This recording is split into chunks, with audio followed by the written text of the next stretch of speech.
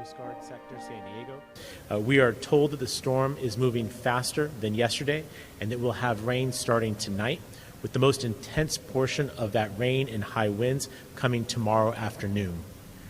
As of right now, what we know for certain is that there will be sustained high winds of up to 50 miles per hour, and that there will be enough rain to flood low-lying areas like Mission Valley and the Tijuana River Valley.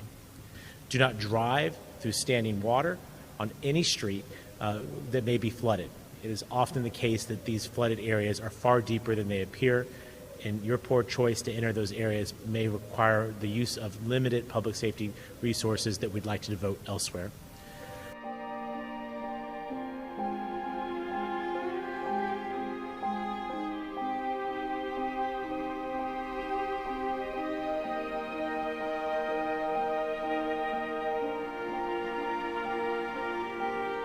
There will be power outages, make no mistake. There will be power outages across Southern California, and we want to be sure that we have this close communication with those utility companies to ensure that they can restore power as quickly as they possibly can.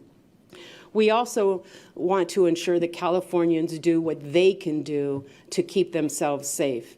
Signing up for alerts, ensuring that you have a go bag ready to evacuate should you be asked.